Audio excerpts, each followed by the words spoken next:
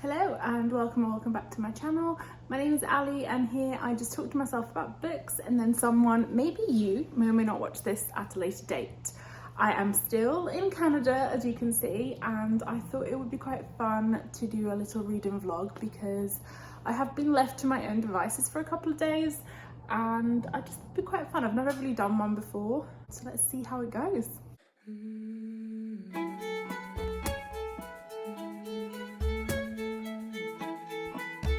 Apologies for like the terrible angle, but I don't have my tripod here obviously, so I am limited to like what's available around me. So I've just got back from like a walk. It's like -7 degrees outside, so I am pretty cold. I'm just gonna make myself a coffee and then maybe settle in for some reading. I will say that the cold here is completely different from like the cold in the UK.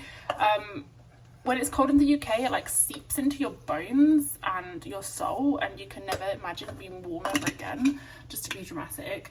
But here it's like it's cold, you kind of get brain freeze from like the air, but then it goes away. Like your bones stay warm.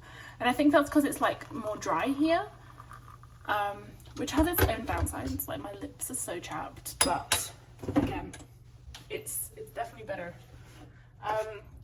Also, I accidentally bought this vanilla flavoured oat milk while I was shopping the other day, thinking it was just normal oat milk, but it's like a creamer, so it's super sweet as well, and it was like the best mistake I've ever made because it just makes my coffee taste amazing. I don't know why this doesn't exist. Okay, probably because it's like super full of sugar, but I don't care. So yeah, just made myself a little coffee and let's go get started. As I said, I just came back from a walk and I did get a few little things that I want to show. They're not book related, but I thought they were cute anyway. So I went to this like cute little store called Sakoshi Mart and I just got a few little bits that I just want to show you. So first of all, I will now be taking my makeup off like this because yes, I need to. Like, this is adorable. I don't care, I might even go out like this, whatever. Like a lot of people, I am currently obsessed with 1 bag charms and 2 blind boxes. So I already have a couple of Labubus. So I have these 2 from the Have a Seat series, and I have this one which is like my favorite one. From the Macaroon series, and I love him. I think he's called like Sesame, I can't remember. But yes, and then I also have this little charm that I got from a exhibit when I went in London that was about Korea, and then this little teddy bear eating a burger that I thought was really cute. So of course I got a couple more blind boxes. Okay, so first of all, I'm basic, so I got a one-piece one, and these are all the ones that you can get. So you can get Nami, Zoro, Luffy, Chopper, Frankie, Brook, Robin, Sanji, Usopp, and then a surprise one which I presume is the One Piece. I would be lying if I didn't say I definitely desperately want Zoro. However, I would be happy with any of them.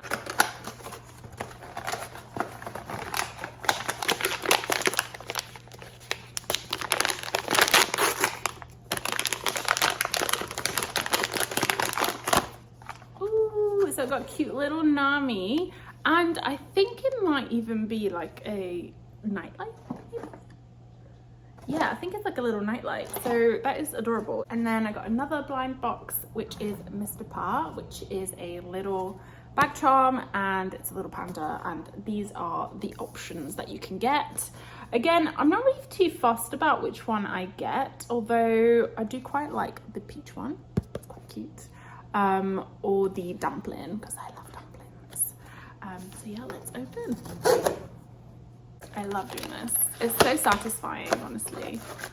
Okay, so, I mean, you can already see it's not one of the ones I wanted, but let's have a look. Oh, it's so cute. Don't know what it is. Which one's this one? Zongji Pa. It's very cute. Now on to actual bookish things, as per the reading vlog idea. So I've decided to pick up Abby Jimenez's Just for the Summer.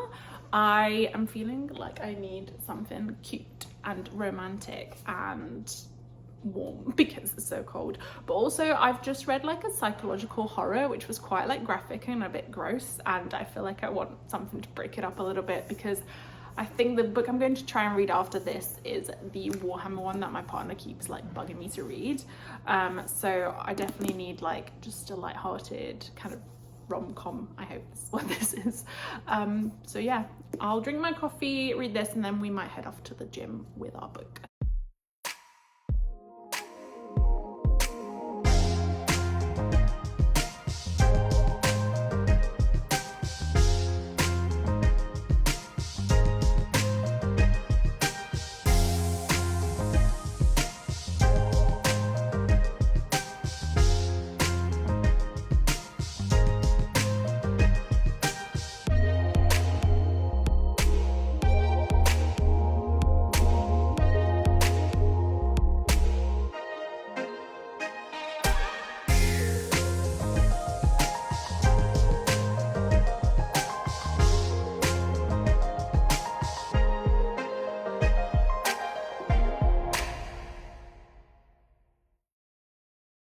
Okay, so I am now I am 62 pages into this book and I'm enjoying it so far. Also, can I just say that US, like Canada editions of paperbacks are one, bigger, but also so floppy. It's just so easy to read without like breaking the spine. I always find like literally reading like this usually. But yeah, so I'm enjoying it so far. So basically this follows Emma and Justin. They both have a little curse whereby if they date someone, then the next person that person dates will be like the one. So they've both had situations, I think like about 5 people each, where they've dated someone and then that person's gone on to either marry or like long-term date the one. So they kind of meet by accident. So Justin's posted like one of those "Am I the a-hole" posts on Reddit, and it goes viral, and Emma's friend ends up seeing it and sending it to her, and she just like sends him a DM saying, hey, I've got the same issue, and then they start talking. And yeah, I don't know if this is going to be a little bit spoilery, so if it is, apologies, and if you don't want to accidentally be spoiled, then do not watch this video. But yes, so they start talking. One thing that made me a bit like, ugh, is that they start like calling up like on the phone quite early on, which I hate.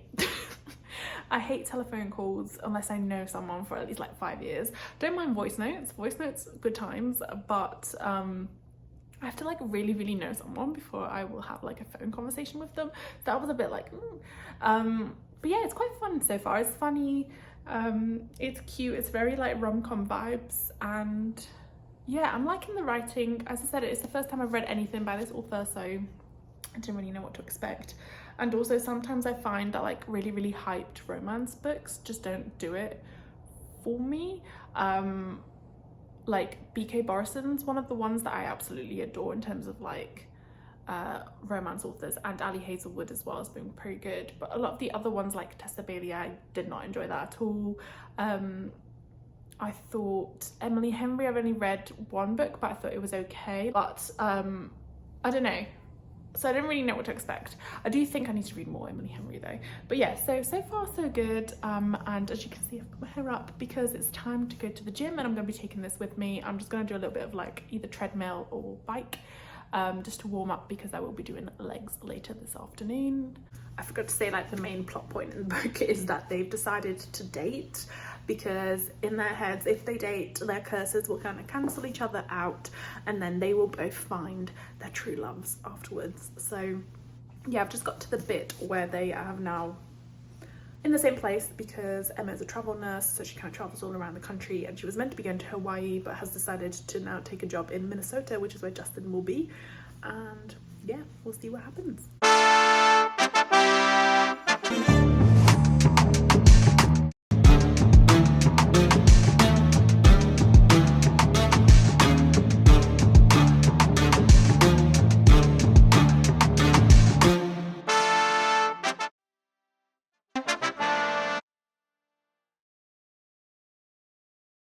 So update, I'm about maybe just short of 50% through the book now. Who says you can't take a book to the gym? Like, who says that? Nobody. But yes, I'm really enjoying it. It's really funny and it's very rom-com-y. I do think the relationship between them is a little bit faster than I would like. I don't know, they're like sharing a lot and they've only known each other a very short amount of time, and I feel like they're very trusting, which doesn't really add up given they both have a lot of trauma and kind of similar trauma, so maybe they are just like trauma bonding at this point. I don't know, but I am enjoying it. The side characters are funny and yeah, it's good vibe book. And I mean, I've only started reading it today, I'm already halfway through, so it's easy to read for sure. Another little update actually, the main character Justin does annoy me a little bit because his mum, again spoiler alert, his mum is about to go to jail, and he seems to be more upset about the fact that because he's going to have to look after his younger siblings who are all kind of like below 18, that Emma isn't going to want to be with him long term because she doesn't want kids, even if they're not his kids. But I don't know, would you not be more upset that your mum is going to prison for like 6 years? Don't know. Yeah, that feels a bit odd to me, but we'll see how it goes, I guess. And maybe there's a reason. Maybe he's just not really in touch with his feelings yet about the whole situation. Good morning. So I finished Just for the Summer last night, before midnight I'm gonna say, so I didn't stay up too late. Overall I enjoyed it. I thought the writing was really good, and I think I definitely will pick up more books by Abby Jimenez. It might be like one of my, I don't know, my third romance author that I enjoy. I do need to expand my repertoire a little bit. I do also want to read more Emily Henry, as I said, but anyway, we digress. I did enjoy the writing. I thought the characters were really good. I thought the plot was really good as well. It did have me going a little bit towards the end. That was a bit like, oh my god, is it going to be like a very realistic kind of like breakup type situation where like then they don't end up getting back together? But I think thankfully there was a happy ending. But I guess like the one thing that put me off a little bit was that I felt there was a little bit of insta love, which I really dislike. It's like one of my most hated tropes. I just felt like they got really close really quickly within like a few times of meeting, and they started like divulging really personal traumatic things very quickly when they kept saying essentially that they had like trust issues and stuff because of those traumatic things. So I don't know if it was a case of like maybe that's what happens when you trauma bond with somebody, but that annoyed me a little bit. And then I felt like, so I think they were together for like maybe like 5 or 6 weeks, maybe a little bit longer, and then no, maybe a little bit longer actually, so maybe like a few months, and then they were apart for like 6 months. So like they were apart longer than they were together, but apparently they were like head over heels in love and stuff. And yeah, I don't know, that just made me like not believe it as much. But then the other things like the representation of like mental health and PTSD and kind of like avoidant fight or flight responses, those were really good, like the way they were described, and like I could really like resonate with some of those things. So overall I did really enjoy it. As I said, this is part of like an interconnected series. I don't think you have to read them in order. However, I did read a little interview, there's like a little interview at the back with Abby Jimenez, and apparently some of the characters in this book do appear in Part of Your World. So I think maybe if I'd read that first I would have had like a different experience, but I quite liked reading this one because I didn't know who they were, I didn't have any like preconceived notions of what their stories were. So yeah, it was good, it was fun. I will probably try and read some of the other ones actually in this series. I don't know about the first one that she did, was that like Yours Truly, but I will probably, actually I don't know what we're doing, I need to look it up, but yeah, I might try some of the other ones. Yeah, overall enjoyed it and would recommend. So yeah, now we go from a rom-com straight into the world of grimdark Warhammer. As I said, I've been saying I will read the Horus Heresy for a long time. I have read one other Warhammer book before, which was like a detective type one. It was still set like 30 or 40,000 years into the future, and it was very like grimdark as well, very like gory. It was okay. It was the first in a trilogy. I never finished the trilogy, but it was okay. But I will give this one a go, and it's by the same author of the other one I read. So I do like the writing style. It's just like the topic is a bit, I don't know. It's kind of like very like dystopian sci-fi, where like a lot of people are like, there's a lot of alien races, or I don't know what they are, gods, I don't know. They're all horrible though, and ugly, and there's no hope. Not that I need hope, but sometimes I need hope. But yeah, I will give this a go and let you know how I get on. So quick update, I have now read 108 pages, so I'm on chapter 6, which is about a quarter of the book. I don't know that I 100% know what's happening, but so far there has been some sort of coup or war or something, and lots of these things died, these like genetically enhanced humans that are like 7 foot tall and are called like the Legion of something or other. Basically they're like genetically engineered superhumans that are like immortal, but they're not invincible, so they can die, but if they weren't to be killed they could live forever, but they never live forever because they're always in wars and stuff, like they're soldiers. And I think they were trying to like kill one of the false emperors that called himself an emperor, but there was like a trap, and then now we've moved on to a different character who has just been beaten brutally in a pub. And yeah, there's just a lot of action, a lot of violence. It's a very violent book so far. I am really enjoying the writing style though. Like the writing style is really good. Dan Abnett, I have read another book by him before, and he is a good writer, so I do like the writing style, and it's definitely making it easier to like read. But I am still very confused as to what is happening, and also half the words are like very convoluted and don't make sense. So yeah, I keep having to ask my partner what certain things are, but enjoyed it so far.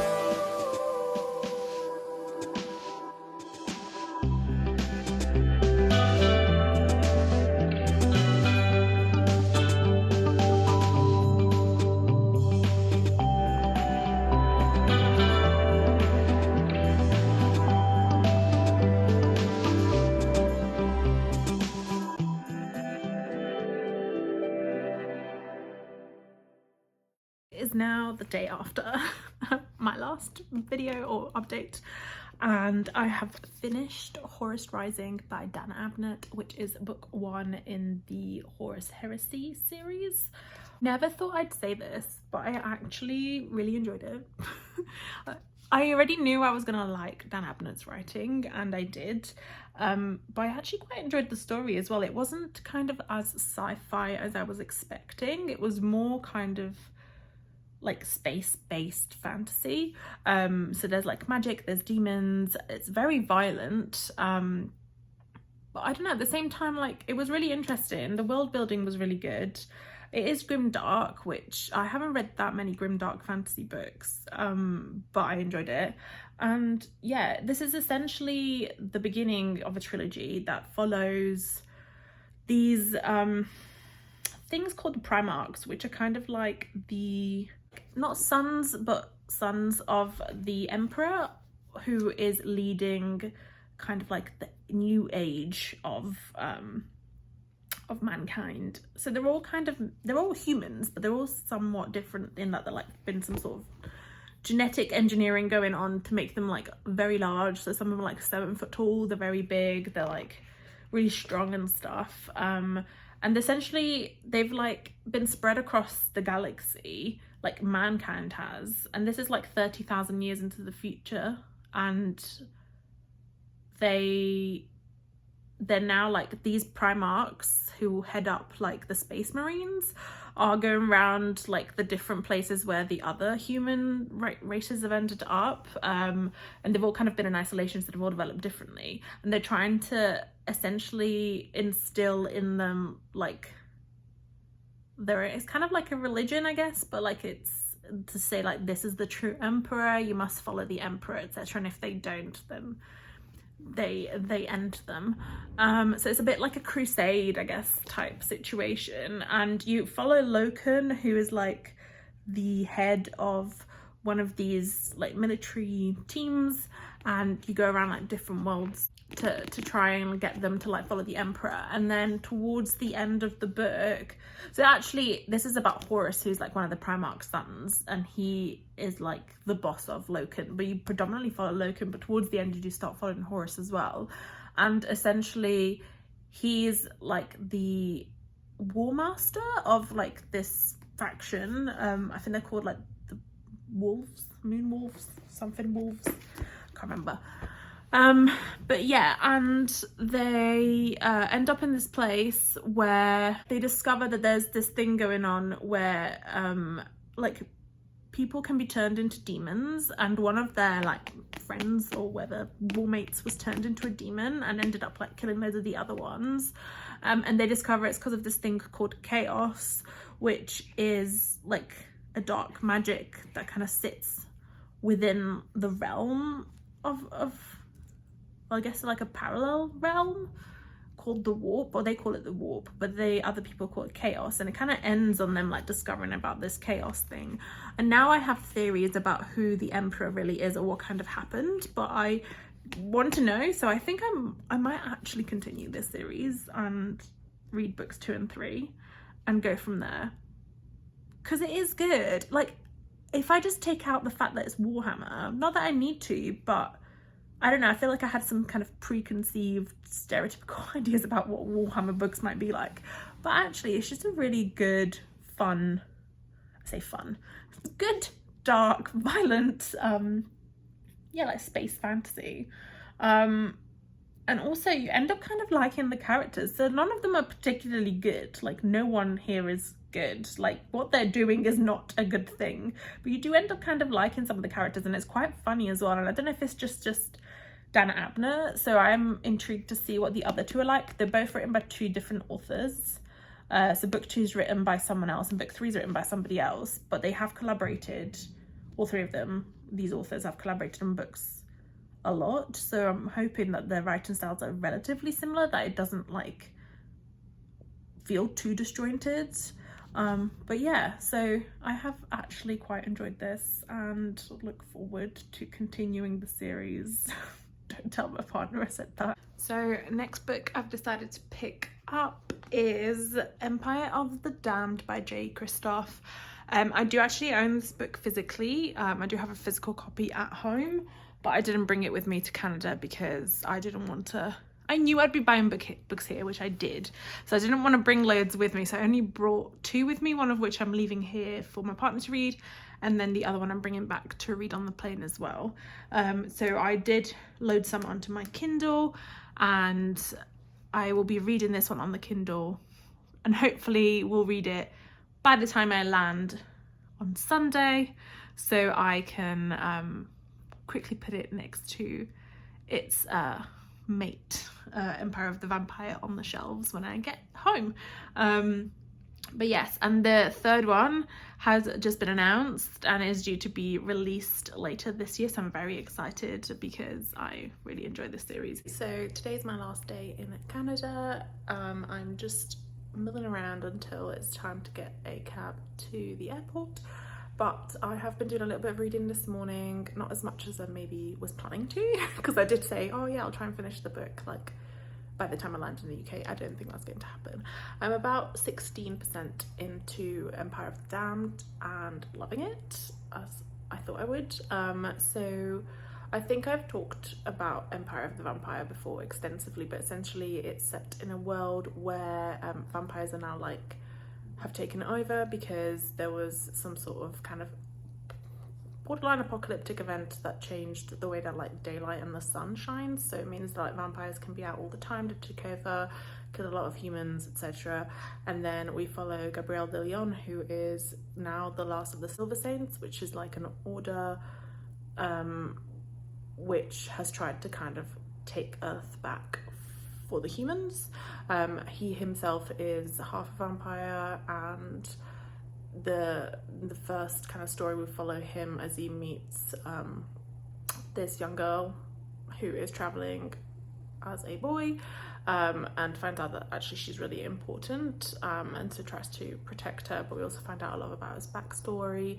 He's been like captured, and this continues in this book as well. He's been captured by a vampire and is basically like being interviewed / interrogated, and is telling the tale of well, what happened to him, how he came to be part of like the Silver Saints, etc.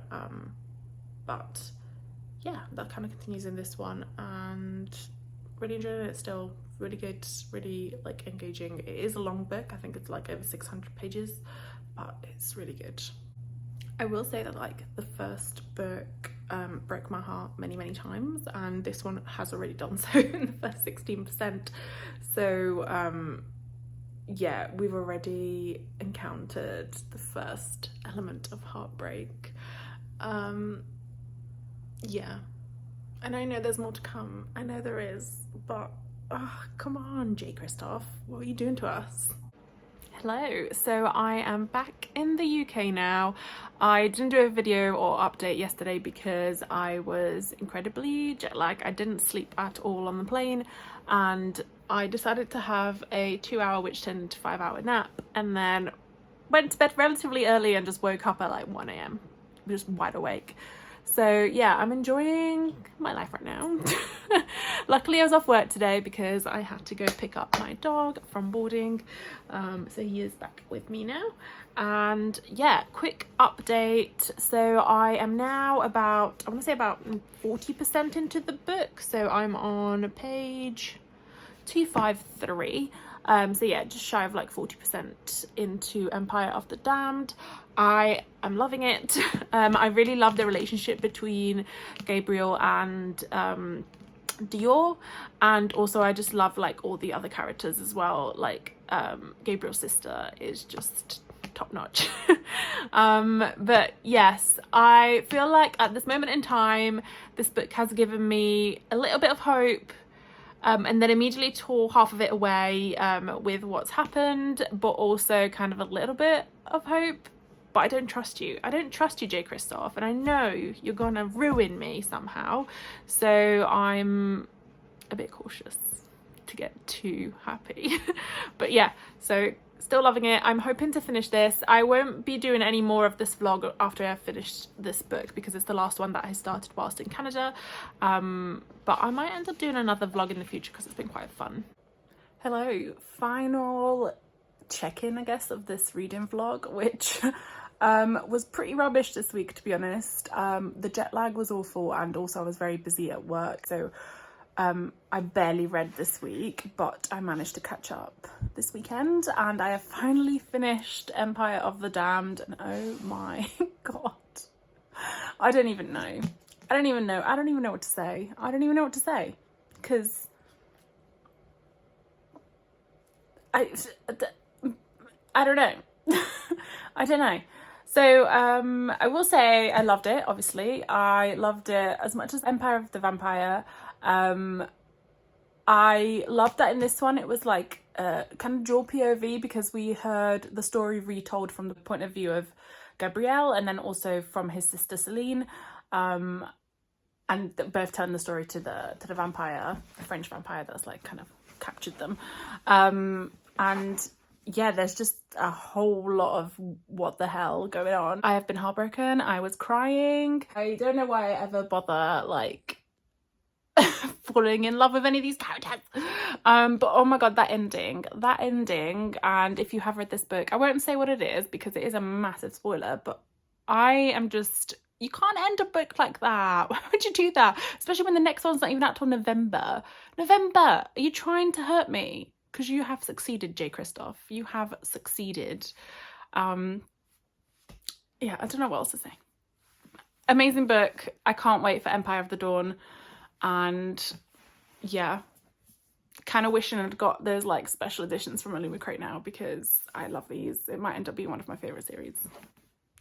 But yeah, thanks so much for watching. I will try and do a vlog again at some point in the future. It's been quite fun. Maybe at a time where I'm more likely to be reading than this week.